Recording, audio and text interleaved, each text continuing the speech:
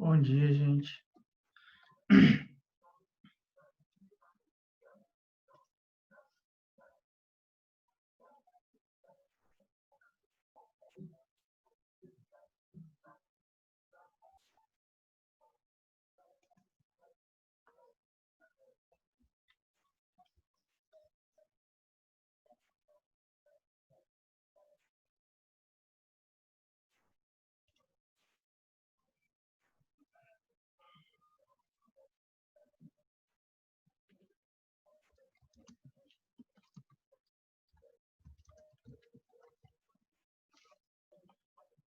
Gente, antes da gente começar, só perguntar mesmo, e aí, como foi a avaliação? Tudo tranquilo?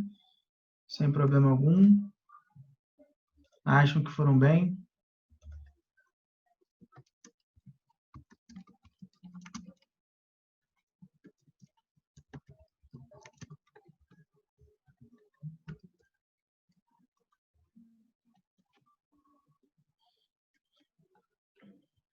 Não, eu também achei tranquilo. Também achei tranquilo.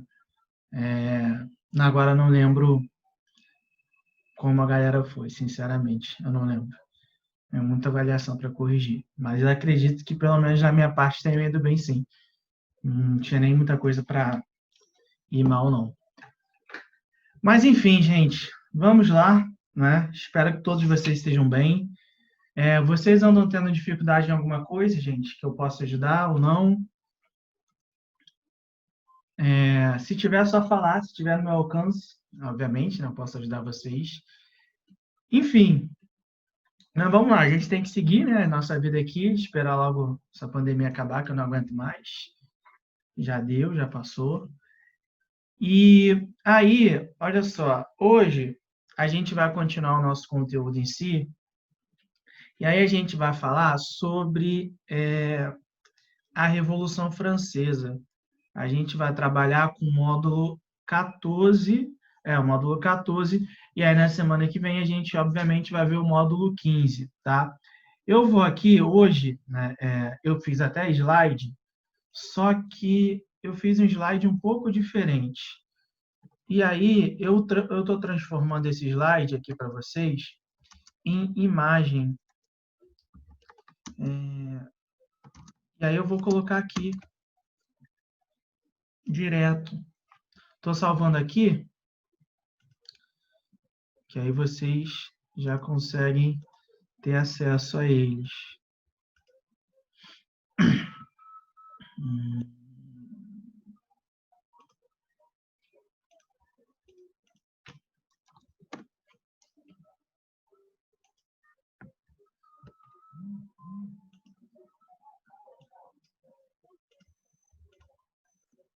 Espera aí. Vocês conseguem pegar se eu botar arquivo aqui, vocês conseguem pegar? Acho que sim, né? Vamos ver.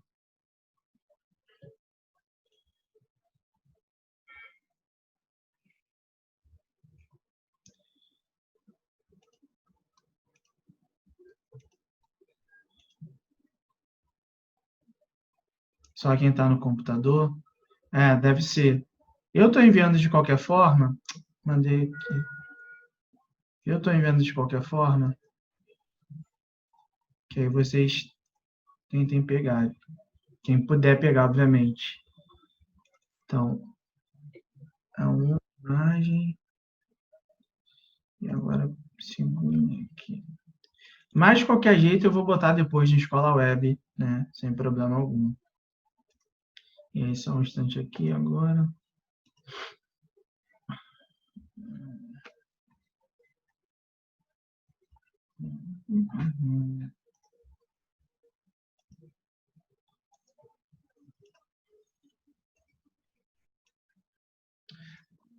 Gente, seguinte, a nossa última aula, né, de conteúdo em si, novo, foi falando sobre a independência dos Estados Unidos, não foi? Acho que foi isso. E aí hoje, então, a gente vai falar, como eu já disse, sobre a Revolução Francesa, e aí está aparecendo já para vocês o que a gente vai abordar, né, de qual maneira, e a gente vai ver de qual maneira a gente vai abordar. Então é o seguinte, gente, quando a gente fala de Revolução Francesa, tá?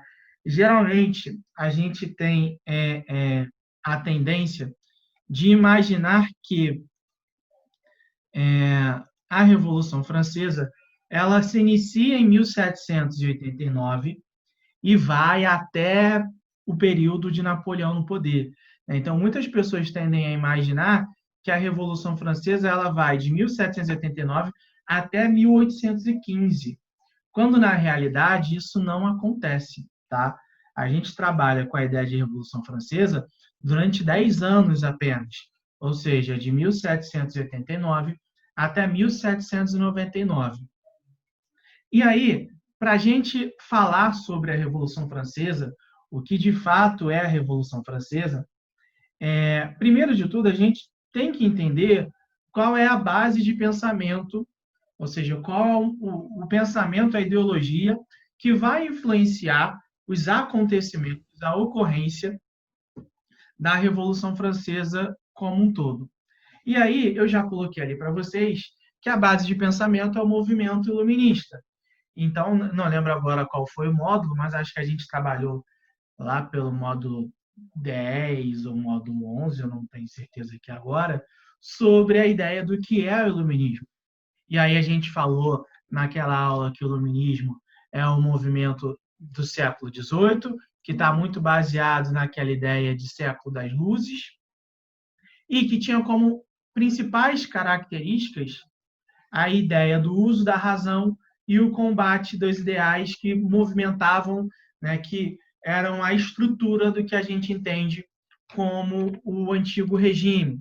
Então, a gente vai observar que o antigo regime ele tinha como característica a ideia do absolutismo monárquico, a concentração de poderes nas mãos de um único governante, a aliança entre o poder político e o poder religioso em si.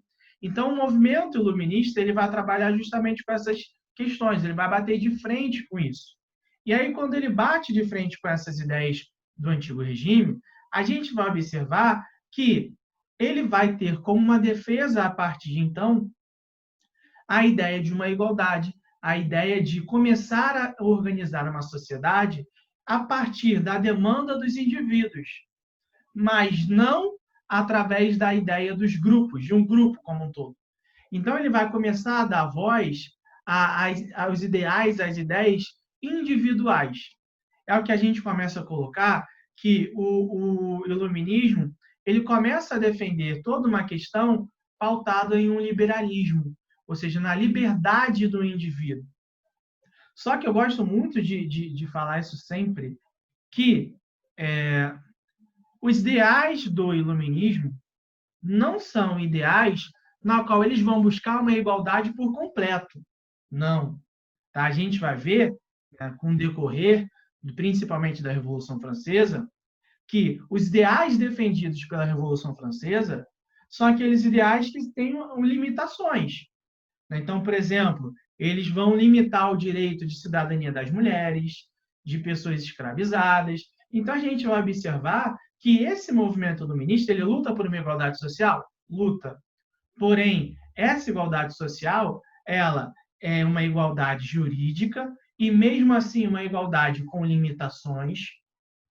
E ele não luta jamais por uma igualdade social do ponto de vista econômico. A economia, ele não quer saber. Ele deixa de lado isso. Por quê? Quem defende o movimento iluminista é a classe burguesa, é o estamento da burguesia, né? Vamos colocar assim, porque nesse momento ainda não havia uma sociedade dividida em classes. E eles, obviamente, não vão defender uma igualdade social do ponto de vista econômico. Então, a gente começa a observar que a base de pensamento da Revolução Francesa é essa, no caso. Tá? Então, essa é a base de pensamento. Agora, sobre a Revolução, a gente precisa entender quais são os antecedentes, o que estava acontecendo na França que levou à ocorrência da Revolução Francesa em 1789. E aí, lembrando, como sempre, nenhum processo, nada na história acontece do nada. Nada acontece do nada. Tudo vem como parte de um processo que leva bastante tempo. Se a gente vai rever a Revolução... vamos rever. Eu acredito que estamos em 1789, a gente vai ver lá, estamos na apostila 3, a gente vai ver lá para a apostila 5. Só na apostila número 5 que a gente deve ver, provavelmente. Pensando do ponto de vista cronológico, né? Mas a gente vai ver sim. E aí, o que a gente vai observar? Que nada na história é do nada, ocorre do nada. Né? Uma sucessão de fatores que chega em um determinado momento, vai ter o seu estopim, né? a causa imediata, que vai levar à ocorrência desse processo. Então, aqui a gente vai tentar ver rapidamente quais são os fatores antecedentes, ou seja, a soma de fatores que, ao longo do tempo, foram decorrendo um depois do outro, e aí levou à Revolução Francesa no ano de 1789. Então, o primeiro ponto dos antecedentes que eu estou colocando aqui para vocês está em relação ao ponto de vista político. Então, está em relação à questão política como um todo. Sobre esse aspecto, o que a gente tem que entender? A França ainda tinha uma característica política voltada para uma ideia da manutenção do antigo regime. Como assim voltada para a manutenção do antigo regime? O que a gente vai observar? Que aqueles moldes definidos lá no início da Idade Moderna, de concentração de poderes nas mãos do rei, poder político ligado à Igreja Católica, ainda existia na França. Não à toa, a gente vai observar que, à época, quem continuava controlando a política francesa era a dinastia dos Bourbon. Os Bourbon têm como principal nome na história o rei Luís XIV, aquele rei que é conhecido como Rei Sol. O Estado sou eu. Toda vez que a gente vai falar sobre absolutismo monárquico, obrigatoriamente, quase que obrigatoriamente, a gente tem que falar do rei Luís XIV. Porque quando a gente fala das características do absolutismo monárquico, geralmente a gente coloca ele como o grande símbolo por conta da estrutura de controle político que ele construiu na França. Então, a gente começa a observar que, a partir, né, do Rei Sol, do Luís XIV, a ideia de uma monarquia absolutista ela começa a ganhar contornos cada vez mais claros. E aí, a França ainda continuava nesse modelo. Em 1789, a França ainda estava vivenciando esse modelo. Né? Só para a gente ter uma noção. A Inglaterra já tinha deixado de ser uma monarquia absolutista, já tinha se transformado numa monarquia constitucional desde o século passado. Então, a gente está falando do século XVIII. A Inglaterra já tinha se tornado uma monarquia constitucional no século XVII. Então, a gente vai observar que a Inglaterra ela estava, vamos colocar assim, num nível econômico mais desenvolvido, num nível econômico mais avançado, muito por conta dessa estrutura onde não havia um controle excessivo por parte do rei. Enquanto na França ainda existia essa ideia de um controle total nas mãos do rei da França. Você falou do rei Luís XIV, mas ali está o rei Luís XVI. Vou falar do Luís XVI também. Por quê? O rei Luís XVI ele é nada mais, nada menos que o neto do Luís XIV. Tá? Então, o Luís XVI é o neto do Luís XIV. E aí, quando o XVI não era o rei da França, aí existe uma questão que é muito importante. Semana passada, estava passando na Globo, e aí eu assisti, porque faz parte da minha infância, né? Aquele filme O Diário de uma Princesa. Né? Todo mundo acho que já assistiu esse filme. Só que estava passando o Diário de uma Princesa 2. Acho que era o 2 que estava passando. E aí, o Diário de Princesa, ele brinca com aquela história de que não sei o nome da personagem, mas a personagem era toda desastrada, vamos colocar assim, principalmente para se tornar uma rainha no futuro. Porque tem todo um protocolo, né? Tem todo um padrão para você seguir, né? Toda uma estrutura. E como essa garota ela nunca foi preparada para isso, a gente observa que ela tem uma série de atrapalhadas no processo de construção da imagem dela como uma nobre, como uma futura rainha. E aí, por que eu estou colocando isso? Porque o Luís XVI, antes de se tornar rei, ele passou por um processo de construção, né, para ele se tornar um rei de fato. Então, ele era uma pessoa, né, ele era um indivíduo, que durante a maior parte de sua vida, ele ficou afastado da realidade em si. Então, ele sempre viveu encastelado. No castelo que ele vivia, ele tinha como missão se preparar, estudar, para mais à frente se tornar um rei. Então, ele nunca teve contato com o povo em si. Ele vivia numa realidade totalmente diferente, né? A realidade que ele vivia não existia. O grande ponto é esse. Então, a gente começa a observar que, quando ele assume o poder, né, quando ele começa a controlar a política da França como um todo, a gente vai observar que ele vai manter com uma estrutura de controle, com essa estrutura pautada no antigo regime e, principalmente, nas práticas que o seu avô, Luís XIV, ele realizava. Só que a grande diferença é que, durante o reinado do Luís XIV, o rei, que no caso era ele tinha um controle muito forte perante a toda a sociedade. Quando o rei Luís XVI assumiu o poder, a gente vai observar que ele não vai ter essa noção da realidade e ele vai governar da mesma forma, sem entender como os desdobramentos iam obrigando a ele a mudar algumas práticas. Então, como ele não tinha vivência, ele governava como se fosse no manual. Quando, na realidade, esse manual servia para ele se basear, mas ele tinha que analisar a realidade na qual ele estava inserido, para, a partir disso, ele começar a fazer as transformações, buscar as mudanças que fossem consideradas necessárias. E aí, como que ele não enxergava isso? Tá? Primeiro, vamos observar do ponto de vista da sociedade. Quando a gente vai falar como era a realidade em si, vamos pegar aqui o exemplo social. A sociedade da França pré-revolucionária, ela era dividida em estamentos. Ou a gente pode chamar também sociedade de ordens. Não tem problema nenhum. Ou a gente chama de sociedade estamental ou sociedade de ordens. Ela era, então, dividida em primeiro, segundo e terceiro estado. O primeiro estado era o clero, era basicamente 1% de toda a população. O segundo estado era a nobreza, basicamente era 2% de toda a população. E o terceiro estado era o que a gente coloca como a plebe, tá? Eles eram basicamente não, eles eram cerca de 97% de toda a população. Então, a gente vai observar que a distribuição social ela era extremamente desigual.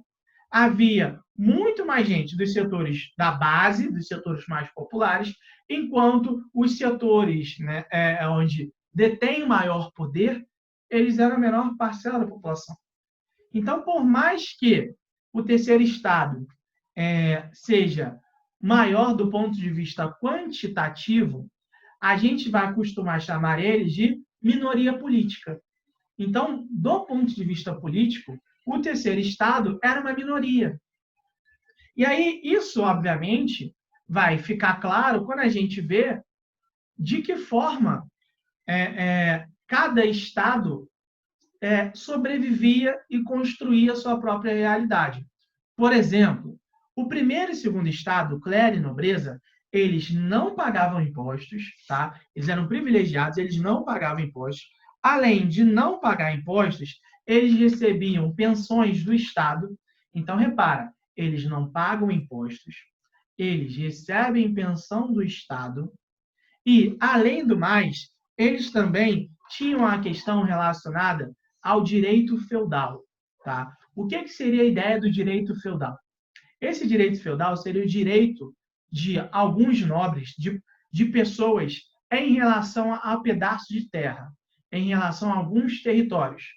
Então, por exemplo, só poderia ter território, baseado naquela mentalidade feudal, desde sempre, pessoas ligadas à nobreza.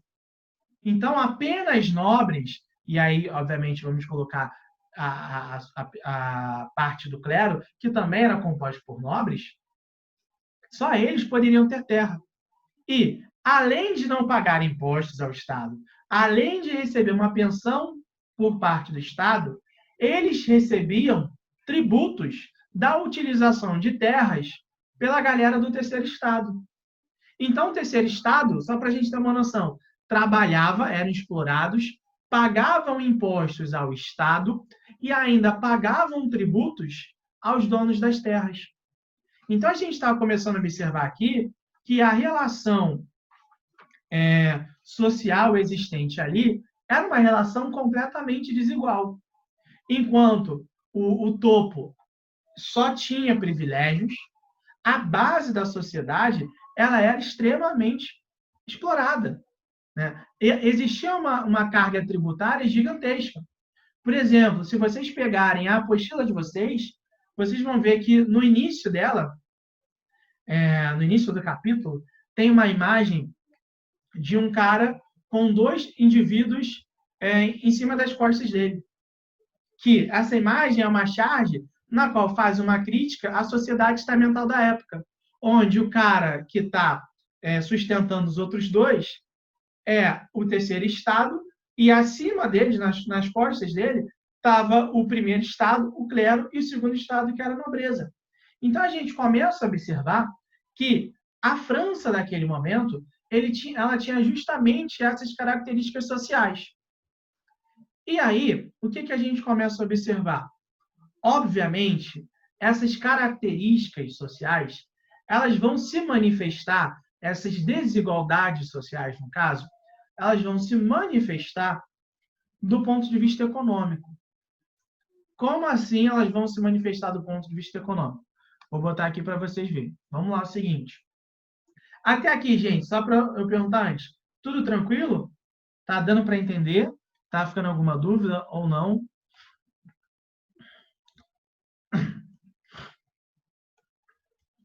E aí, para a gente começar a entender aqui, do ponto de vista econômico, como isso se manifestava. Então, vamos lá. A economia francesa ela era predominantemente agrária. Então, a gente vai observar que no século XVIII, a França ainda tinha uma economia que era predominantemente agrária. Enquanto a gente vai observar, por exemplo, o caso da Inglaterra, que tinha uma economia pautada já na industrialização, em indústrias. Então, já tinha uma mudança estrutural aí. Se a gente parar para observar, em relação à Inglaterra, do ponto de vista econômico, a França ela estava atrasada. E aí, além de estar atrasada em relação à Inglaterra, a gente vai observar que ter uma economia predominantemente agrária, principalmente naquele momento ali, traria alguns problemas, traria alguns prejuízos, caso ocorresse alguns eventos naturais. Vamos supor que... Vamos supor não, nada a ver. Mas vamos pensar aqui, a gente está vendo agora, né, mais um problema para a gente acontecendo aqui no mundo, né, principalmente no Brasil, aquela nuvem de gafanhotos.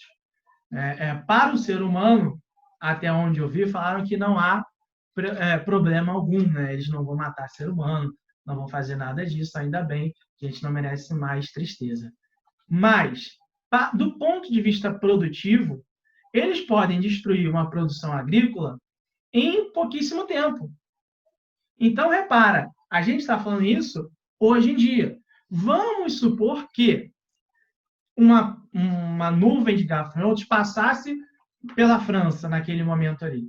Imagina o prejuízo econômico que isso poderia levar a eles. Porque, basicamente, a economia deles estaria destruída. Porque eles eram predominantemente agrários. E vamos lembrar, eles não têm a mesma tecnologia, não tinham a mesma tecnologia que a gente tem. Né? Momentos totalmente diferentes. Então, a gente começa a observar que, pelo fato de ter uma economia predominantemente agrária, a gente vai notar que a França ela era extremamente dependente das condições climáticas. E aí, se eu não me engano, deixa eu ver aqui, que eu anotei, em 1788 vai ter um problema, né, na produção, principalmente por conta da questão climática, que vai gerar uma colheita muito abaixo do esperado na França. Ao ponto que tiveram que começar a vender os produtos agrícolas em 50% mais caro, na faixa de 50% mais caro. Então, como a colheita não foi como era esperado, eles tiveram que aumentar o preço dos produtos agrícolas em 50%. Obviamente, isso gerou impacto na sociedade como um todo. Porque se a colheita foi ruim, o preço aumenta. Se o preço aumenta, o custo de vida da sociedade vai aumentar. Se esse custo de vida da sociedade vai aumentar, as pessoas não vão conseguir consumir, aumenta o índice de pobreza e aí começa a gerar uma bola de neve, um efeito dominó. Então começa a ocorrer uma série de fatores por conta dessa economia ser predominantemente agrária. Além do fato de a economia ser predominantemente agrária, eu coloquei ali também para vocês que existia uma alta carga tributária para a base social. Era justamente aquilo que eu falei ali em relação à sociedade. Então, a gente vai notar que a base da sociedade tinha uma carga tributária altíssima. Então, assim, você cobrava muitos impostos do terceiro estado. Mesmo assim, essa cobrança de impostos, essa alta cobrança de impostos por parte do terceiro estado, não era suficiente para gerar uma situação econômica boa para a França. E por que essa alta cobrança não era suficiente ainda? Primeiro, existia o Tratado de Eden-Reineval, tá? De 1786. O que é esse tratado? Segundo o tratado, a Inglaterra ela tinha privilégio e tinha preferência da venda de tecidos para a França. Então, o Tratado de Eden-Reineval, tá? Ele dava preferência, ele privilegiava a Inglaterra na venda de tecidos para a França. Então, você privilegiava a Inglaterra e você acabava por prejudicar o comerciante francês e você acabava por prejudicar também a galera da manufatura francesa. Então, a gente começa a observar o quê? Que eles diminuem a carga tributária para os produtos franceses, tá?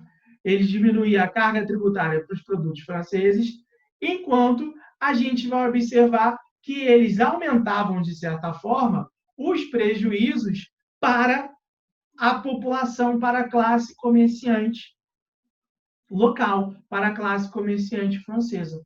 Tá? Então, eles começavam a enxergar justamente essas questões. Tudo bem até aqui?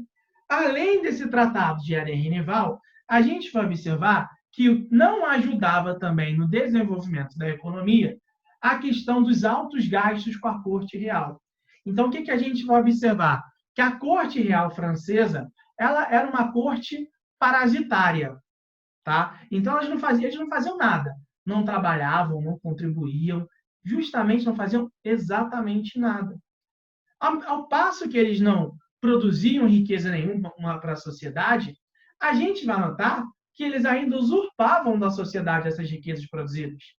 Então, ao não pagar impostos, ao receber uma pensão, ao ter altos gastos com festas, com viagens, essas coisas como um todo. Então, o que a gente começa a observar? Já não conseguia se arrecadar muito dinheiro com impostos, tinha o Tratado de Eden-Reineval, que prejudicava a economia interna, tinha a questão dos altos gastos com a corte real francesa e, para completar, a gente ainda vai enxergar que a França estava passando por uma forte crise econômica. Essa crise econômica na qual a França estava passando tem dois grandes motivos.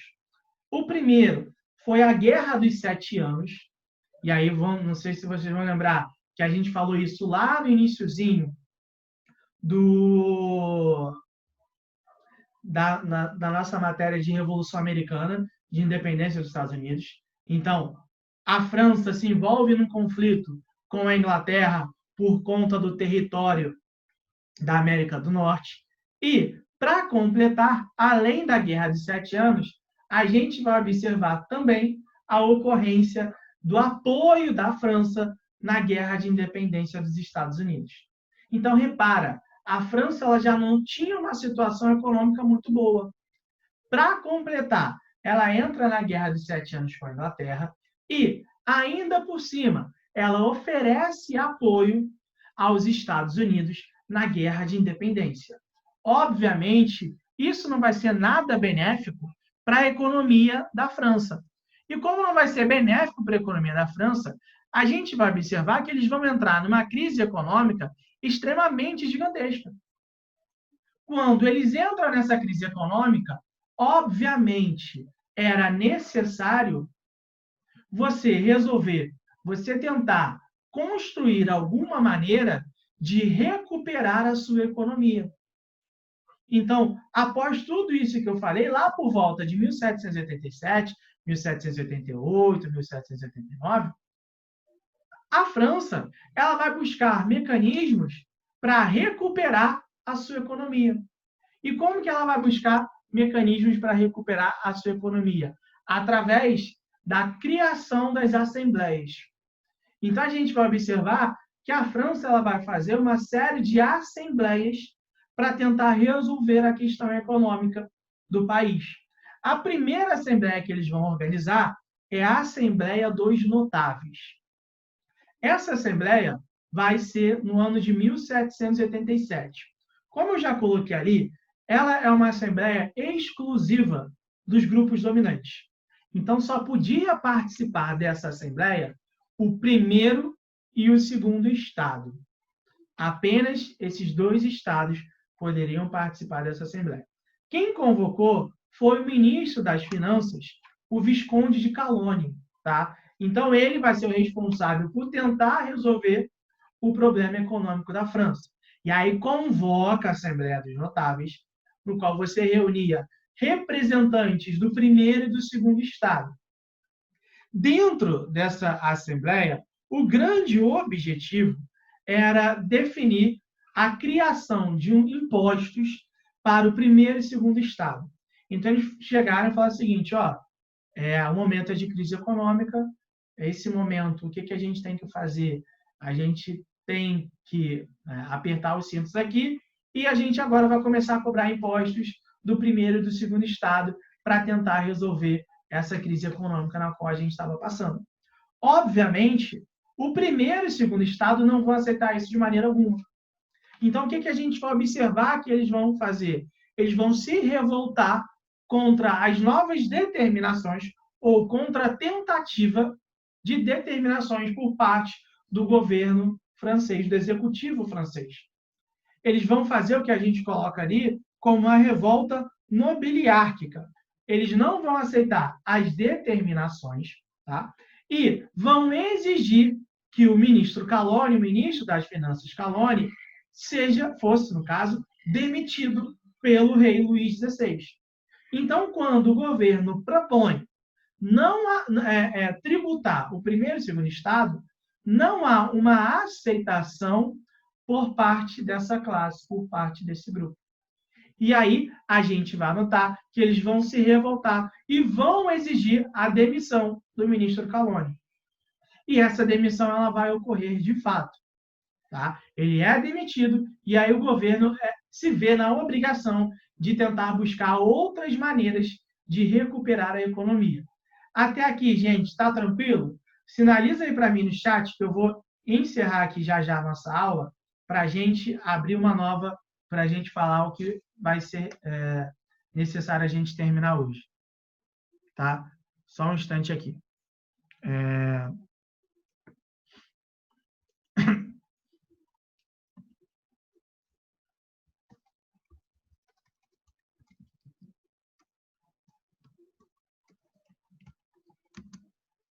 Então,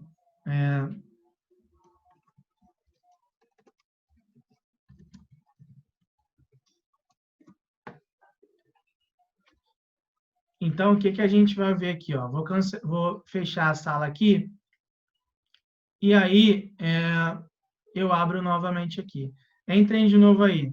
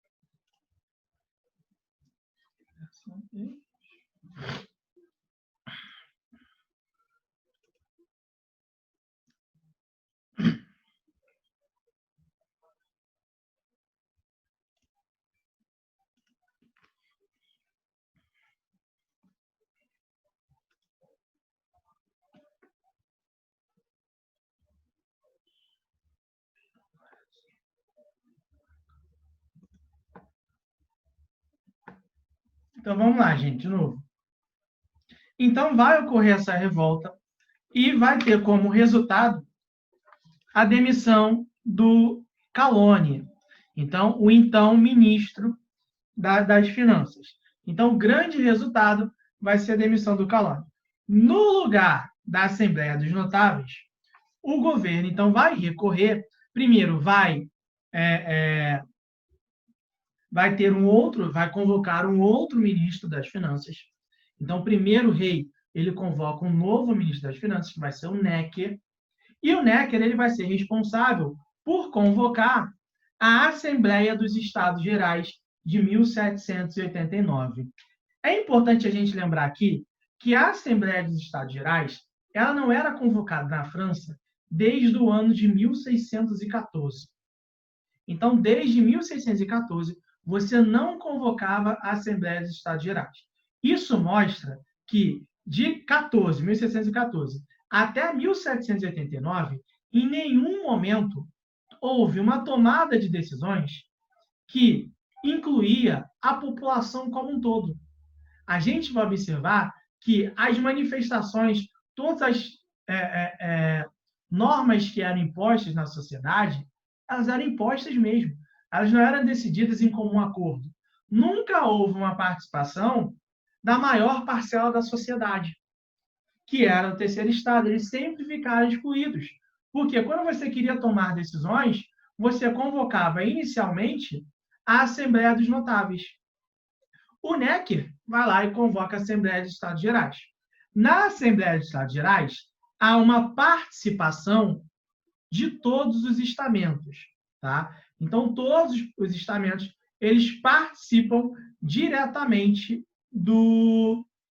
da Assembleia dos Estados Gerais. Quando você puder, pode liberar as slides. Eu não liberei ainda, não? Eu vou liberar, então. Hoje eu libero. Eu mando para vocês. Achei que eu já tinha liberado, mas... Não, liberei sim, que eu acho. Eu acho que está naquela pasta, que eu botei o link lá no Escola Web. Mas eu vejo de qualquer jeito e se não estiver lá, eu coloco de novo. Coloco de novo não, né? Coloco lá. Então, vamos lá. E aí, essa Assembleia de Estados Gerais, ela reunia todos os estamentos. Porém, não eram todos os membros de todos os estamentos. Não.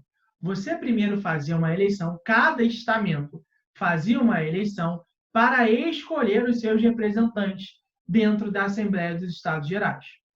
Porém, a quantidade de representantes ela era proporcional ao número de membros de cada estamento.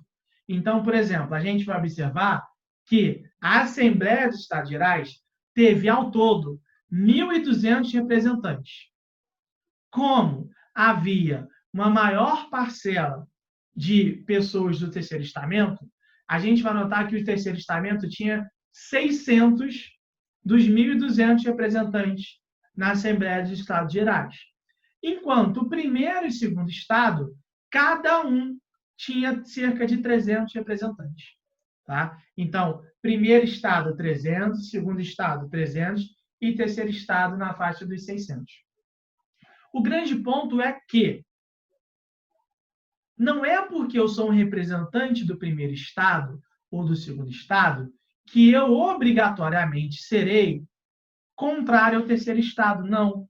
Havia muita gente do primeiro e segundo estado que defendia a ideia de que era necessário fazer um esforço e começar a pagar impostos para ajudar na recuperação econômica da França. Da mesma forma, tinha gente no terceiro estado que não era contrário ao aumento de impostos para eles. Então, a gente começa a observar justamente isso. Então, o que a gente vai ver? Que quando ocorresse uma votação, não seria 600 de um lado e 600 do outro. Não. O terceiro estado, com certeza, ia ganhar se fosse uma votação por cabeça. Se a votação fosse por cada representante, o terceiro estado ia ganhar. Porque tinha muita gente do primeiro e segundo estado que concordava em começar a cobrança de impostos para o primeiro e segundo estado, como forma de ajudar. Só que o governo, né, a Assembleia dos Estados Gerais, ela tinha o voto, as decisões eram decisões através de voto por estamento. Então, o primeiro estamento tinha um voto, segundo estamento tinha outro voto e o terceiro estamento tinha um outro voto. Então, consequentemente, o que aconteceria? Ficaria sempre primeiro e segundo estamento votando junto e o terceiro estamento votando sozinho, 2-1. Consequentemente, o terceiro estamento sempre perderia qualquer decisão que fosse tomada na Assembleia dos Estados Gerais. E o que eles discutiam em si lá? Cada estamento recebia o que eles chamavam de caderno de queixas, ou que a gente pode chamar também de caderno de súplicas. O estamento ia lá, se reunia, então os representantes do terceiro estamento iam lá e se reuniam. Aí eles começavam a anotar quais eram as queixas e quais eram as propostas deles para serem votadas. E aí eles depois faziam uma síntese de tudo que eles desejavam, e isso era colocado em votação dentro da Assembleia dos Estados Gerais. Só que todos fizeram lá, o primeiro estado fez o seu caderno de queixas, o segundo estado fez o seu, o terceiro estado fez o seu. Na hora de votação, como era uma votação por estamento, ficou decidido que o primeiro e o segundo estado não pagariam impostos e o terceiro estado teria a sua carga tributária aumentada. Então, eles já pagavam muitos impostos e, com a decisão dos Estados Gerais, da Assembleia dos Estados Gerais, eles pagariam mais impostos ainda. Quando isso aconteceu, obviamente, o terceiro estado não aceitou. Se revoltou, resolveu sair da Assembleia dos Estados Gerais e formou a Assembleia Constituinte em 1789. Era uma contraposição aos Estados Gerais em si. Então, houve uma revolta muito clara com as decisões que estavam sendo tomadas ali. Eles, a partir desse momento, definiram o seguinte: a gente não pode mais aceitar que, na França, as decisões sejam tomadas dessa maneira. A gente não pode aceitar de maneira alguma, de forma alguma. Então, o que a gente vai fazer? Eles tomaram uma sala dentro do Palácio de Versalhes e afirmaram que eles só sairiam dali quando eles fizessem uma constituição para a França. E aí a gente começa a observar que, nesse momento, eles estão muito influenciados pelos ideais iluministas, pela construção de uma Constituição, por um conjunto de leis para limitar o poder do rei. Então, a gente começa a observar que, a partir desse momento, eles vão enxergar justamente isso. Ó, não sairemos daqui enquanto não fizermos uma Constituição. A notícia de que tinha ocorrido uma revolta dentro da Assembleia de Estados Gerais começa a se espalhar pela França. Sai de Versalhes, do Palácio de Versalhes, começa a se espalhar por toda Paris, e a população parisiense ela começa a aderir, vamos colocar assim, à causa que os revoltosos estão tendo lá no Palácio de Versalhes. Então, beleza, estamos concordando, né? Não queremos mais ser explorados, a nossa situação de vida ela é extremamente péssima. Então, conforme a Assembleia Constituinte ela ia surgindo, e o rei, obviamente, não ia aceitando, isso ia deixando a população cada vez mais certa de que teria que apoiar esses revoltosos. E aí é justamente isso que vai acontecer. Quando, a partir de 1789 em si, começa a surgir a fase que a gente chama da fase da Assembleia Nacional Constituinte, que vai de 1789 até 1791.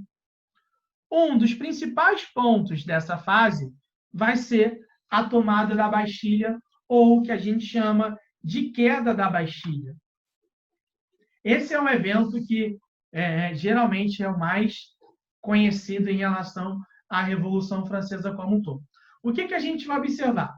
Conforme a população foi vendo quais eram os motivos da revolta dentro da Assembleia de Estados Gerais, eles foram aderindo à causa. E aí o grande estopim para a tomada da Bastilha foi a demissão do Necker.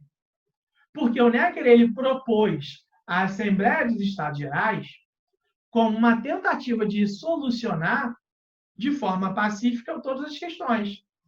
Então, havia um entendimento em grande parcela da população de que o Necker ele não era culpado do que aconteceu na Assembleia dos Estados Gerais. Não. Até porque quem tomou a decisão de não aceitar o voto por cabeça foi o rei, não foi o ministro das Finanças. O rei que era totalmente contrário a tomar decisões a partir das cabeças de cada um. Então, a culpa não era do Necker. Porém, como gerou uma situação caótica, o rei ele vai e questiona as ações do Necker e demite o Necker. Quando chega a notícia, no dia seguinte, da demissão do Necker, a população, então, se revolta de uma vez por todas e começa a sair às ruas. Quando eles saem às ruas revoltados, a primeira coisa que eles vão fazer, vão invadir o Hospital dos Inválidos. O Hospital dos Inválidos era um local que servia como armazém, depósito de armas. Então, a população vai, invade o Hospital dos Inválidos, rouba as armas que tem lá, porém, roubaram armas. Eles não têm a pólvora para começarem a fazer uma revolta mais clara ainda dentro da sociedade. Eles saem do Hospital dos Inválidos e vão em direção à Bastilha. A Bastilha, naquele momento, era uma prisão, porém, não tinha muita gente presa lá, não. Tá? Tinha pouquíssimas pessoas presas. No entanto, a Bastilha ela sempre foi o grande símbolo de dominação da monarquia absolutista na França. Então, a Bastilha era a prisão onde os principais inimigos do rei, seja qual rei fosse, eram enviados para lá. Então, ali era o símbolo de domínio, era o símbolo de controle dos Bourbon, do poder real absolutista na França. Sendo que, além de alguns presos que existiam lá, a Bastilha também era um depósito de pólvora. Então, a população invade a Bastilha em busca de pólvora, em busca de roubar a pólvora que estava lá. Quando há a invasão, né, os revoltosos, eles tomam a Bastilha como um todo, isso vai ser considerado um grande símbolo do processo de Revolução Francesa. Por quê? Estava demonstrando para a gente ali que o poder do rei, de certa forma, ele estava declinando, ele estava chegando ao seu fim. Então, a monarquia absolutista ela estava acabando na França. Esse era o grande ponto que estava acontecendo ali. Então, a gente começa a observar que a monarquia está chegando ao fim dentro da França. A monarquia absolutista. O terceiro estado ele está conseguindo, de fato, se revoltar contra a dominação do primeiro e do segundo estado. No entanto, era necessário você consolidar esse projeto político na qual eles estavam buscando. Então, não adianta nada a gente fazer isso se a gente não consolidar os nossos ideais de tentar um processo, uma situação de uma maior igualdade social dentro da França. Então, a gente começa a observar justamente essa ideia. Até aqui, gente, está tranquilo? Ficou alguma dúvida ou não? Podemos prosseguir?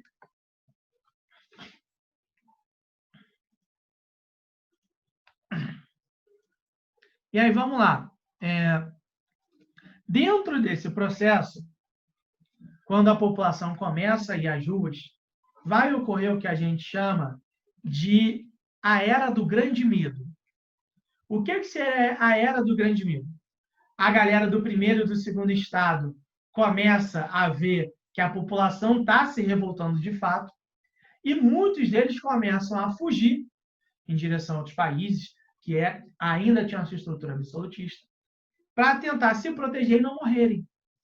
Então, começa a gerar esse grande medo dentro do primeiro e do segundo estamento, em busca de tentar se proteger e evitar que essas manifestações ganhassem contornos cada vez mais elevados.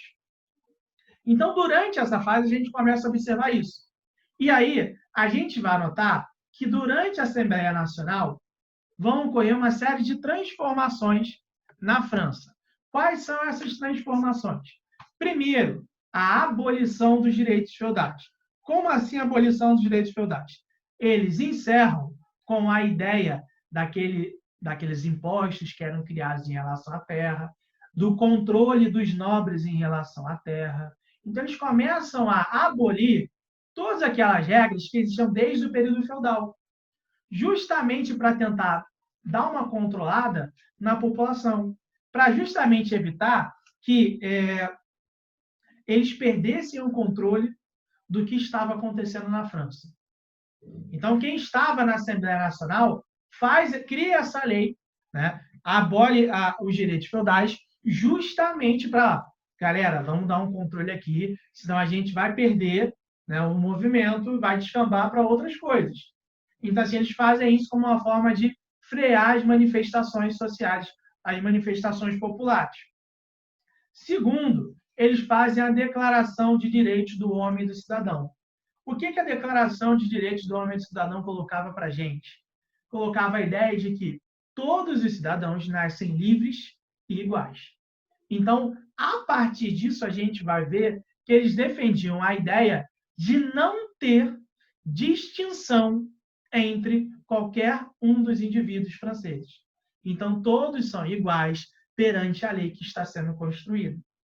A Declaração de Direitos do Homem e do Cidadão, ela vai ser a base para a Declaração Universal dos Direitos Humanos. Então, a declaração que é de 1948, ela é influenciada nessa Declaração dos Direitos do Homem e do Cidadão. Então, a gente começa a observar isso. E aí, aqui é um ponto que é extremamente interessante. Repara, é a Declaração dos Direitos do Homem e do Cidadão.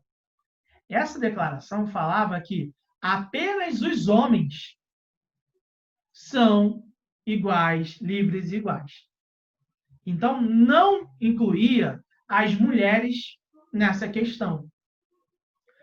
Não à toa, alguns anos depois, se não me engano, em 1791, a Declaração dos Direitos do Homem e do Cidadão é em 89 ainda. Em 91, tenta-se fazer uma declaração direcionada às mulheres, né, para incluir as mulheres nesse rol de direitos aí. Obviamente, essa declaração vai ser recusada, não vai ser aprovada. E alguns anos depois, a autora dessa declaração, a que propôs essa declaração, ela vai ser guilhotinada. Então, o que eu estou querendo dizer com isso? Que justamente aquilo que eu falei lá no início. Começaram a defender um modelo, uma organização de sociedade que era pautada na ideia de liberdade e igualdade, porém, uma liberdade e uma igualdade com sérias limitações, com muitas limitações. Você não queria incluir, como um todo, a sociedade. Então, o direito de cidadania dentro da França, naquele momento, ele era extremamente limitado. Então, a gente começa a observar justamente essas questões. Outro ponto que a gente vai começar a observar também, a Constituição Civil do Clero. O que seria essa Constituição Civil do Clero? A partir deste momento na França, a gente vai notar que a Igreja Católica ela era subordinada ao poder político, ao poder público. Então, todos os padres dentro da Igreja Católica na França, eles se tornaram funcionários públicos. Eles não deviam mais ordens a Roma. Então, eles deviam ordens ao governo francês. Então, eles não podiam defender nenhuma ideia diferente do que o governo francês estava tentando implementar. Porque eles associavam que a Igreja Católica era aliada dos regimes absolutistas. Então, eles tentam desligar a Igreja Católica disso daí, tá? E o último ponto que eu botei aqui foi o quê? A abolição da nobreza hereditária. Quando eu coloco a abolição da nobreza hereditária, o que a gente vai observar? Que dentro da França, eles vão abolir essa ideia de meu pai era um nobre, eu serei um nobre. Não, não existe mais isso. Eles colocavam que a ideia de uma nobreza hereditária era o símbolo, era o grande ponto de desigualdade social. Porque você conseguia fazer com que a desigualdade social ela continuasse se desenrolando com o passar dos anos, com o passar das gerações. Então, havia uma desigualdade social pautada no histórico geracional. Então, eles colocam que, a partir do momento que a gente está abolindo a ideia de nobreza hereditária, a gente vai observar que, com o passar do tempo, a desigualdade social ela vai diminuir. Na realidade, não. Na realidade, não, porque a gente vai ver outras questões que vão deixar claro para a gente que não era esse o grande ponto, o ponto que não era o grande centro da desigualdade social como um todo. Então, a gente começa a observar justamente isso. E aí, a Assembleia Nacional Constituinte, ela vai terminar no ano de 1791, tá? Quando há a construção, quando há a confecção da Constituição de 1791. Essa Constituição, ela tinha algumas características centrais. Por exemplo, ela manteve o regime monárquico, então a França não deixou de ser uma monarquia. Porém, era uma monarquia com poder do rei limitado. Então, a Constituição limitava os poderes do rei. O primeiro ponto é esse. Então, uma monarquia constitucional. Quem limitava, quem construía as leis era uma assembleia, era um parlamento. E esse parlamento não poderia ser dissolvido pelo rei. Tá? Então, continuou a monarquia, porém com o poder do rei limitado, e o rei não poderia, de forma alguma, dissolver a Assembleia Legislativa que tinha sido criada a partir da Constituição.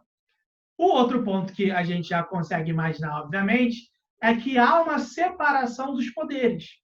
Então, o rei ele não tem mais o poder executivo, o legislativo e o judiciário na sua mão. Não. Há uma separação desses poderes. O outro ponto que eu coloquei aqui é a adoção do voto censitário. Então, qualquer votação que tivesse na França naquele momento, para você votar, você teria que ter um mínimo de renda. E, obviamente, além do mínimo de renda, você tinha que ser homem, maior de idade, essas coisas como um todo. Mulheres, escravos estavam excluídos desse processo. Então, a gente começa a observar que essa Constituição de 1791, ela tinha como uma de suas principais características a manutenção de privilégios de uma determinada classe da sociedade, que era a classe mais abastada, que era a classe burguesa, porque já tinha uma classe burguesa. E aí eu não falei antes, mas isso acontecia muito. Tinha dentro da França a ideia de uma nobreza de toga. O que era a nobreza de toga? Eram nobres que pagavam para receber um título de nobreza. Então, isso acontecia muito. Então, o que a gente começa a observar? Que, quando a gente entra nessa Constituição de 1791, a galera mais endinheirada, a galera mais abastada do ponto de vista financeiro, constrói um projeto político na qual eles não vão observar, na qual eles não vão privilegiar a sociedade como um todo. Eles vão tentar manter alguns privilégios econômicos. Então, eles vão pegar a base, uma base econômica, para construir a monarquia constitucional, então. Beleza até aqui? Tranquilo? E aí, gente, eu vou encerrar por aqui hoje, tá? Então, a gente termina aqui na Constituição de 1791, e aí na próxima aula a gente fala as últimas duas partes aqui que a gente colocou. Beleza? Tranquilo para vocês? Algum erro? Até porque vocês vão ter que ter pelo menos uns 15 minutinhos de descanso para a próxima aula, né? E eu também, que eu vou dar aula para o segundo ano, tá? Então, na próxima aula, a gente termina essa parte, e aí, quem quiser não, né? Quem quiser mesmo. Quem quiser, eu já vou botar hoje, né, depois, por volta de meio-dia, eu coloco essa imagem lá no Escola Web e coloco também o slide do módulo 13, que vocês pediram, eu vou colocar lá também. Tá bom, gente? Então é isso. A gente se vê na semana que vem, tá bom, gente? Um abraço para todo mundo. Continue em casa, se puder. Se cuidem, pelo amor de Deus. E a gravação da aula também fica disponível. Eu vou botar, já vai estar salvando aqui, e aí eu junto as duas partes, coloco no YouTube e coloco lá também, tá? Então vai estar tudo disponível para vocês sem falta hoje ainda. E aí a gente se vê na semana que vem, gente. Valeu, tá bom? Um abraço para todo mundo. Tchau, tchau. Se cuidem.